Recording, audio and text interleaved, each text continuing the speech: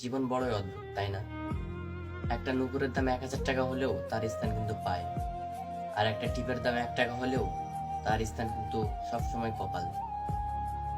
ইতিহাস সাক্ষী আছে, চিনিতে কখনো পোকা ধরে না, মিষ্টিতে রোজ পোকা ধরে, পিঁপড়েও তাকে ছাড়ে না।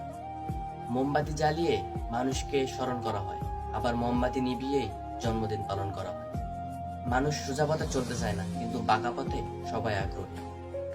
এই কারণে মদ বিক্রেতাকে মানুষের কাছে যেতে হয় না, অথচ দুধ বিক্রেতাকে মানুষের বাড়ি বাড়ি দুয়ারে দুয়ারে দুধ নিয়ে ঘুরতে হয়।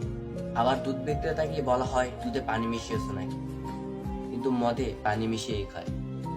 একটা সময় ছিল যখন মানুষ ফজরের আজান শুনে নামাজে যেত, আর এখন মানুষ ফজরের আজান শুনে ঘুমিয়ে পড়ে। মানুষকে জানোয়ারের বাচ্চা বললে মানুষ খুব রেগে যায়, অথচ বাঘের বাচ্চা বললে মানুষ খুব খুশি হয়। আসলে দেখেন, দুটোই কিন্তু